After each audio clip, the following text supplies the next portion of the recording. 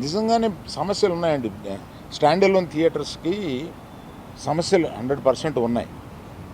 ఇవాళ వాళ్ళ మనుగడ కూడా కొంత కష్టం అవుతుంది. ఆ మనుగడ కష్టమైనప్పుడు వాళ్ళందరూ ఏకమై వచ్చి ఏం చేయాలా అని ఒక నిర్దిష్టమైన దీంతో కాకుండా ఇట్లాగా మేము మూసుకుంటున్నాము థియేటర్లో, ఇప్పుడు మీరు మాతో సంభాషణకి రండి, అది నాకు నచ్చక నేను వెళ్ళలేదు, అందరికీ వెళ్ళొద్దు అని చెప్పాను. మీరు దయచేసి, నేను మీకు కొన్ని ప్రశ్నలు ఉంటాయి, మీరు ప్రశ్నలు అడగొచ్చు.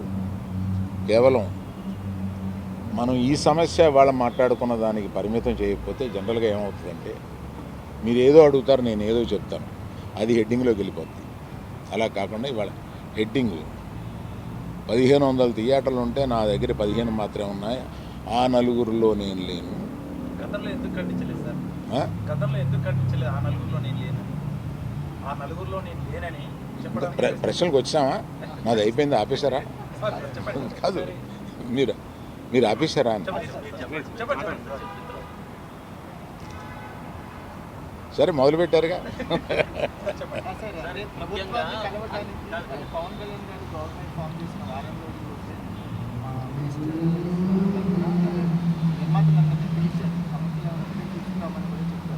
అయినప్పటికీ ఇంత టైం పట్టింది, మళ్ళీ మనం వెళ్ళి వాళ్ళని కలవడానికి కూడా టైం పట్టింది. సంఘటితంగా వెళ్ళి కలవడానికి టైం పట్టింది. ఇండివిజువల్గా వెళ్తున్నాం, దీన్ని ఎలా చూస్తారు?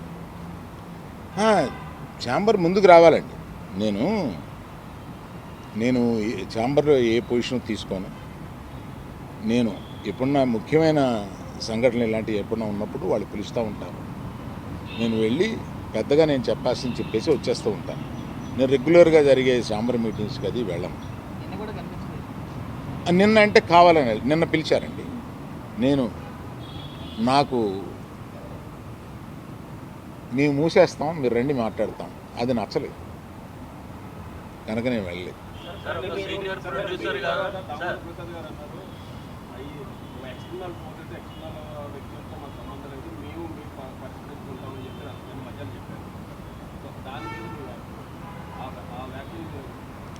అంటే మాలో మేము పరిష్కరించుకుంటాం అన్నది ఏంటంటే, నిర్మాత, డిస్ట్రిబ్యూటరు, ఎగ్జిబిటరు మధ్యలో సమస్యలు ఉంటే మేము పరిష్కరించుకుంటాము అని అనుకుంటారు అని అనుకుంటున్నాను.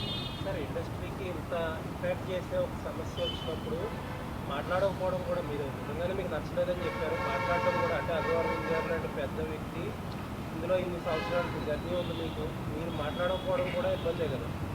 అవునండి, అందుకని చెప్పాల్సింది కదా.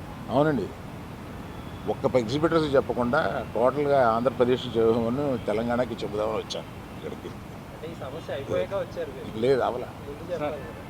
పవన్ గారు రిటర్న్ గిఫ్ట్స్ అని చెప్పారు, దానిపైన మీరు అభిప్రాయం? నిజమే కదండి, పవన్ కళ్యాణ్ గారు బాధపడింది 100% నిజం. ఆయన సినిమా వస్తుంటే మేము థియేటర్ మూసేస్తాం అని అంటే ఆయన బెదిరిస్తున్నారా ఏంటి? అంటే నిన్న వాళ్ళు చెప్పడం ఏంటంటే, మేము ఎప్పుడు ఎక్కడ కూడా అఫీషియల్గా థియేటర్స్ని మేము మూసేస్తున్నామని ఎవరు అఫీషియల్ నోట్ రిలీజ్ చేయలేదు. ఇది కేవలం ప్రచారం జరిగింది, దీనికే విచారణలో అయ్యి అని వాళ్ళు చెప్పడం జరుగుతుందని కూడా అన్నారు. అండ్ ఇంకో విషయం ఏంటంటే, మీరు ఆ నలుగురిలో లేకపోయినా ఇండస్ట్రీలో ఒక పెద్దగా మీరెందుకని ఇనిషియేషన్ తీసుకోలేదు? అంటే వెళ్ళి కలవాలి, లేదా నిజంగా యూనిటీ అనేటువంటిది ఇప్పుడు ప్రస్తుతం ఉన్నటువంటి మీరు అన్నట్టు ఇన్ని 3 బాడీస్ ఉండగా ఏ ఇండివిజువల్ వచ్చి తీసుకోరు, బాడీస్ తీసుకోవాలి. నేను కూడా వీటిలో యాక్టివ్గా లేను, కానీ నా సపోర్ట్ ఎక్కువ నాకు ఉంటుంది. ఏదైనా సమస్య వచ్చినప్పుడు నేను వెళ్తూ ఉంటాను, సపోర్టు నన్ను అడుగుతూ ఉంటారు. నా అభిప్రాయం వాళ్ళు నన్ను నిర్లక్ష్యం చేస్తారని కాదు, తప్పకుండా పెద్ద సమస్య వచ్చినప్పుడల్లా నన్ను పిలిచి మాట్లాడుతూ ఉంటారు. జరుగుతున్న పరిణామాలన్నీ చూస్తే నిజంగా ఆయన సినిమా విడుదలకు కుట్రగానే భావించవచ్చా? థియేటర్లు బంద్ చేయాలనేది ఒక కుట్రగానే భావించవచ్చా? లేదండి, అది నేను కొంతమందితో మాట్లాడితే ఇది తాత్కాలికం, మేము టెంపరీగా అనుకున్నదే తప్ప ప్రత్యేకంగా ఆయన సినిమా మీద మేము వ్యతిరేకతతోటి అన్నది కాదు అని అంటారు. కానీ అనేటప్పుడు ఆలోచించుకోవాలి, ఆ సినిమా ఉంది కదా. మీ అవగాహన మేరకు ఉన్న 1600 థియేటర్లో ఎన్ని లీజుల్లో ఉన్నాయండి? సరైన లెక్క నా దగ్గర లేదండి. మెజారిటీ లేవు, మెజారిటీ లేవండి. మెజారిటీ ఇండివిజువల్స్ దగ్గరే ఉన్నాయి.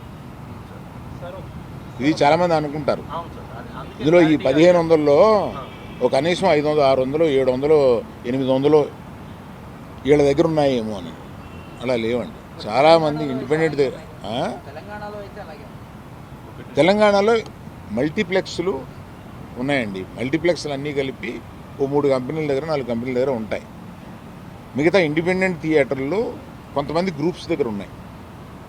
అది కాకుండా ఇండిపెండెంట్గా థియేటర్స్ బోల్డ్ ఉన్నాయి. అంటే సింగిల్ స్క్రీన్స్ మీద గుత్తాధిపత్యం అయితే లేదండి. గుత్తాధిపత్యం లేదు అనేది కాదండి. మీరు దయచేసి తిప్పి అడగండి. నేనేం చెప్తున్నానంటే దాన్ని గుత్తాధిపత్యం అంటారో ఒకళ్ళకే. ఇప్పుడు ఏషియన్ ఉందండి for example, number of screens ఉన్నాయి. They are partnership, ownership, lease, వీటిల్లో నంబర్ ఆఫ్ మల్టీప్లెక్సెస్ ఉన్నాయి. దాన్ని ఏమంటాం?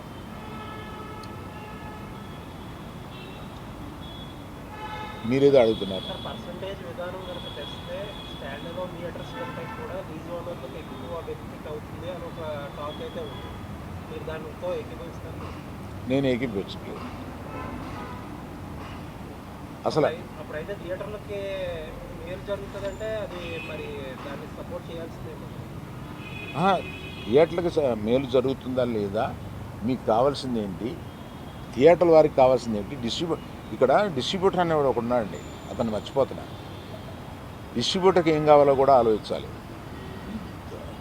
నా దగ్గర నుంచి సినిమా తీసుకెళ్ళేది థియేటర్ ఓనర్ కాదు. నా దగ్గర నుంచి సినిమా తీసుకుని వెళ్ళేది ఒక డిస్ట్రిబ్యూటర్. ఆ డిస్ట్రిబ్యూటర్కి కూడా ఏం కావాలో ఆలోచించాలి. సో నిర్మాతకి ఏం కావాలి, డిస్ట్రిబ్యూటర్కి ఏం కావాలి,